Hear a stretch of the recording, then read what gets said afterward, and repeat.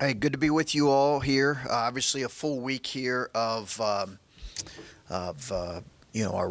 signing day being today, as well as preparation for two games this weekend with two really tough opponents. So, practice is going to be important for us here as we kind of continue to prepare for this weekend, and obviously Robert Morris on Friday.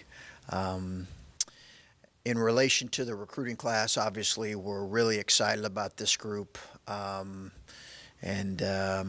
we are thrilled about the four guys that signed today and what they bring in terms of their versatility, their competitiveness, their skill sets. They're excited to be a part of what we're doing here, and it's been well documented that we are in the process of rebuilding our roster, and we're just really excited about adding these four to the group that we currently have. And this group's been a lot of fun to coach, and we're excited about adding these four guys to it. So. Now, obviously, they have to play games and get here and get assimilated, but how do you ultimately hope your first full, I guess, recruiting class will be viewed one day? You know, it it's hard to always project. Down the road. It's an inexact science. We know this recruiting is, and anyone that would sit up here and say that they have it figured out is probably misguided. But what we feel like is these four guys bring a level of a skill set that's important, some skills that we were looking for, improving in some areas, shooting being one of them, and ball handling, and obviously guard play, and they have some versatility as well. And we have some other needs we will address in the future. I don't think it's not feasible, right? We're not going to address every need in your first recruiting class. So that's going to take some time. But I think these guys are going to bring a competitiveness. They're great kids and come from really good families, and will, I think, enjoy being here. Class in 4 months. Now that they're all signed, what was that challenge, and how hard was that to hit the ground running and to sit here today and have four guys signed? Well, there's no question there was an urgency to it for sure. I think once we were able to kind of take stock of where we were at, and that took a little bit. That took a couple weeks really to figure out where our roster was, where it was going to be potentially moving forward, what our needs were, without really, I hadn't watched us play, so I didn't have a great familiarity. I've mentioned this a couple times that this all of our guys that are here now are going to play a really important role, including our walk-ons. And I say that because they're Buckeyes, and they chose to be here, and that's what we're really excited about. I will also add that the 17 class, with Coach Mana and his staff recruiting Caleb, and then us adding Kyle and Musa, are very critical, because what you want to be in college basketball at times is a little bit older and experienced, and you feel the effects. The class that transferred out a couple years ago that would now be juniors, you feel the effects of that for a few years. So this 17 class was really critical. I take today, when we're talking about the 18 class, to just say that 17 class is pretty important as well. Coach, when a new coach comes to a program, there's a lot of talk about waiting for his guys. What have you done this offseason to make the guys you have in your team this fall your kind of guys? Well, I've never made the separation between my guys or Thad's guys. All of these guys are our guys now, okay? And I love and appreciate what each one of them brings. And there's not one guy that I wouldn't look at and say I wouldn't recruit this young man that's on our current roster. So I've got great appreciation for what they bring. Obviously, I think as we move forward here, and we kind of blend the recruiting classes, you know, again, I just think they're all our guys now, including this 2018 class that we have coming in here. And the biggest thing is, do they fit how we want to play and how we want to do things on and off the floor? Chris, how would you describe, I guess, the skill sets of Dwayne and Luther? Do you view them both as combo guards, as one more of a point and one more of a two guard? Just how do they complement each other and fit here? Yeah, I don't know that I would. In talking about both Dwayne and Luther, they're both guards that have versatility to them, in particular because of their size, and Luther's versatility defensively is terrific. I really believe he can guard three positions for sure. And I think that they complement each other very well, I think, and we'll see because we obviously anticipate playing them together quite a bit. You know, Dwayne is a prolific shooter. He is a very capable shooter. He's high level when it comes to that, and he can make plays with the ball in his hands, and he can facilitate for others. Luther can as well. Luther is a paint touch guy, but he can also make threes, and he brings an edge and a competitiveness in how he plays on both ends. I really think they're going to complement each other well. I haven't, you know, people have asked me, hey, what position are they? And I think we just kind of look at them as you know, playmaking guards. And, you know, we've talked plenty about the game has become a little bit more positionless, and there's great value now in versatility versus you do need a point guard, obviously, that has feel and can run your team. And which one of those two would fall more in line with that right now, I think it kind of remains to be seen. The thing I'm excited about is they can both play 2 or 3 perimeter positions when we, you know, because we're going to play a 3-guard lineup as well. And I guess along the lines of versatility, Jaden seems like he's obviously very versatile from the 4 position as well. Is there potential for him to be like a 3-4 and a 5 in your system? I think that we'll play at times 2 forwards. So I think that, you know, his development's kind of interesting because he kind of grew up being a 3, and then he grew. And he grew both in height, and he grew in, you look at his frame, his body. So his dad has really worked with him on playing with his back to the basket and developing that game around the basket a little bit as he's become bigger and stronger. And he's done well with that. What he's really done, he's a prolific rebounder. But I think he's going to have to also continue to grow in the area of being versatile defensively. And that's what I'm continuing to challenge him with. But I do think offensively he can play multiple positions. And when we play, 2 forwards, and we don't necessarily play a traditional post, because that'll happen at times. Everybody in college basketball does that now to a certain degree, where, you know, you're not playing a traditional 5-man the entire 40 minutes. I could see him being one of those 2 forwards we play. Adam asked you about kind of this class coming together pretty quickly, and I know you had a big week back in September, and you've sort of touched on it already before, but now that you can put names on it, just how big was that week in terms of commitments and kind of the lead up to that week again?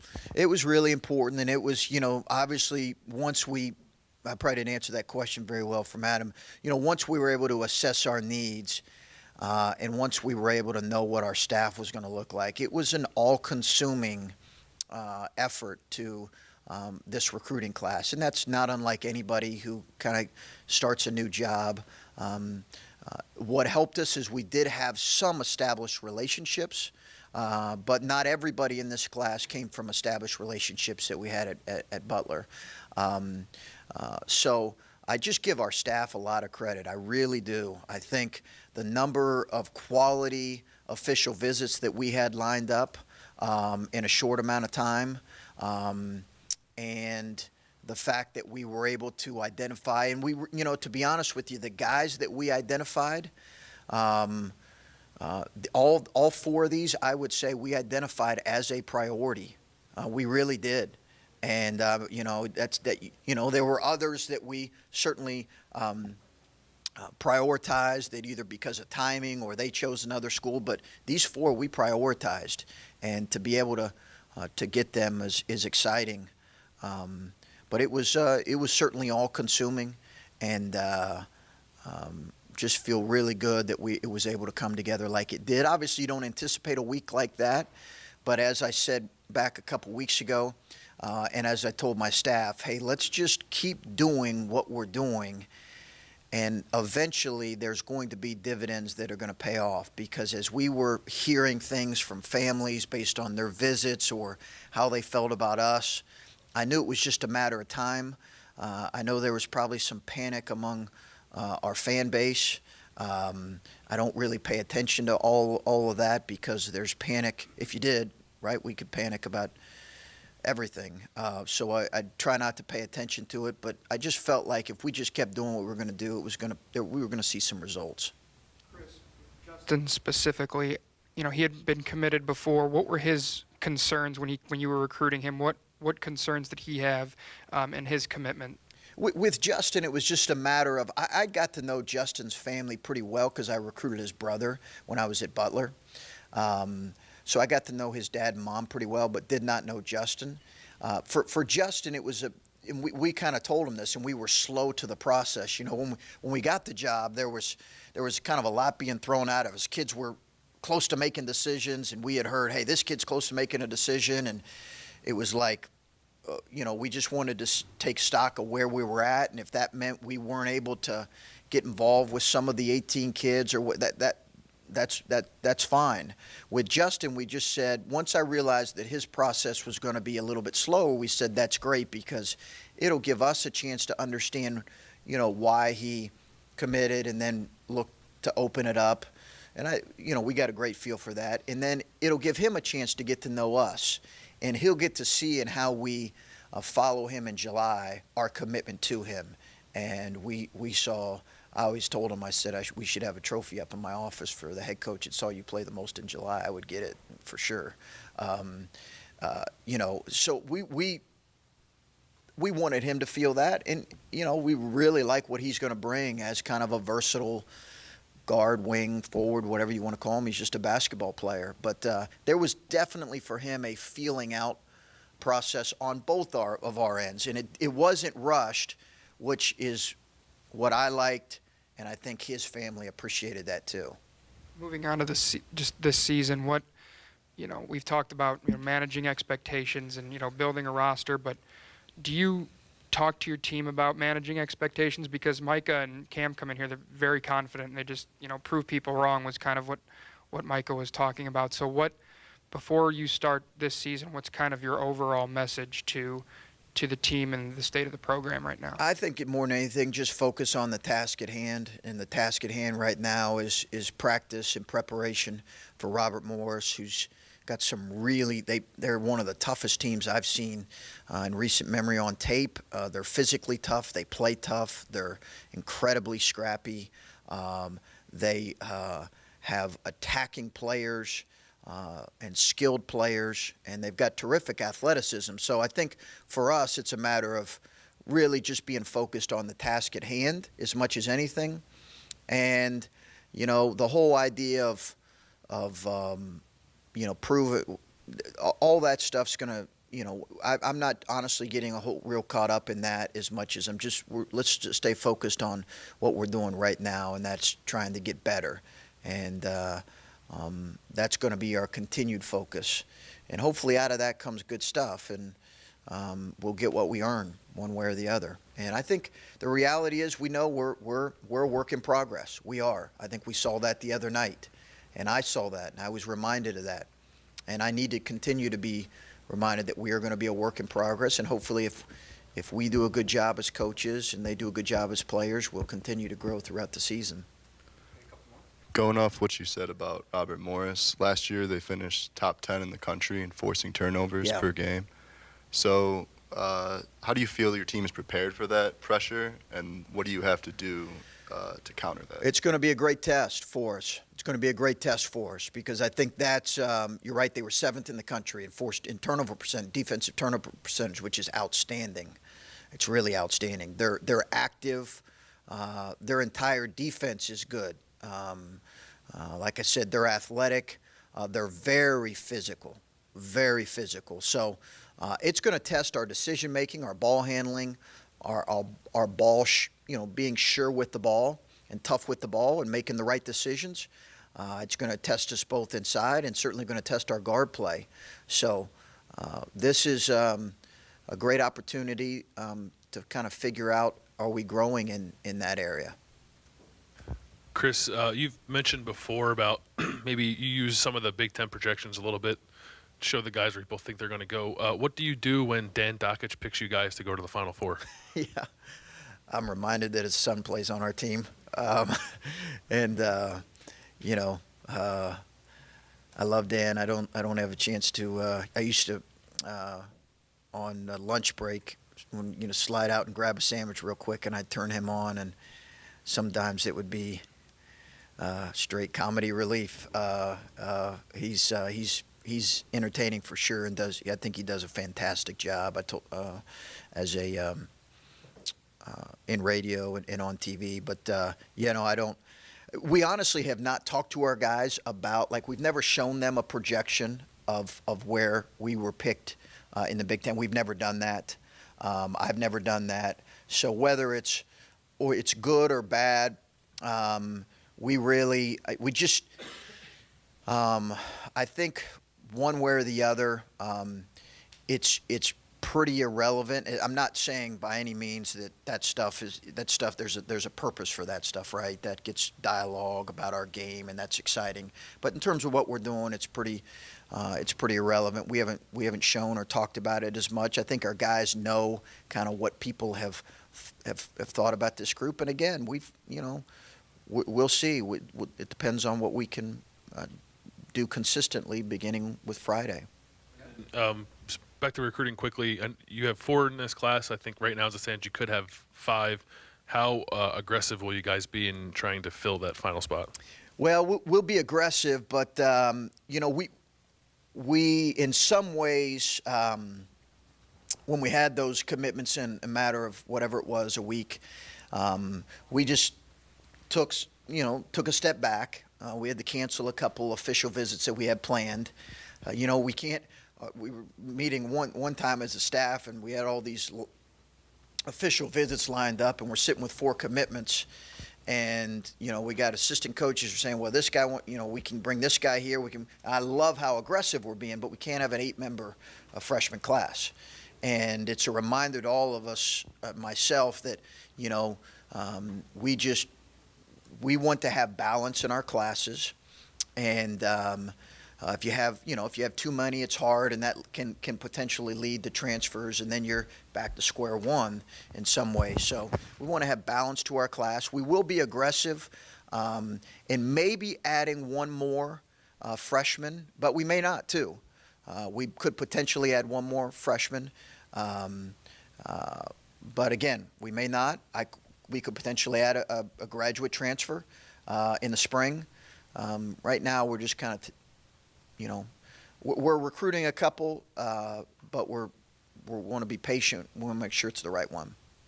On all the stuff that you've had to accomplish here and get your feet underneath you, you're still learning your team a little bit. Yeah. You're still getting ready for a season, and you got to play 2 games in 3 days to Yeah. get started. What can you go over in practice, and how do you prepare a team that you're still learning to play 2 teams in 3 days? Yeah, it's interesting. I don't think I've been in this position before. When I was named interim at Butler, I had coached that team for a year. So I really did feel like I had a good, in a way, an advantage, a good feel for that. As I mentioned, we still as a staff are very much learning about this group. And I think we're going to learn as we play in close games. As we go through a couple losses, we're going to learn about our group. And we're as a coaching staff going to need to do a good job responding the right way. But it's a unique situation just because of the nature of this group and the fact that it's been since the fall that we've had a chance to work together. Now, We've had plenty of time, and I want us to be organized, and I expect us to be organized on offensive and defense. And if we're not, that's on me. That's my fault.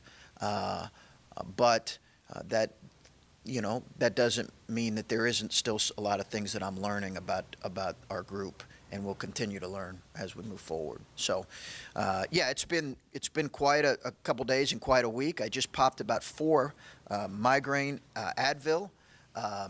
So it's that time of year, people. Signing week and 2 games here in 3 days. So the stress level's high, and we're excited to get started.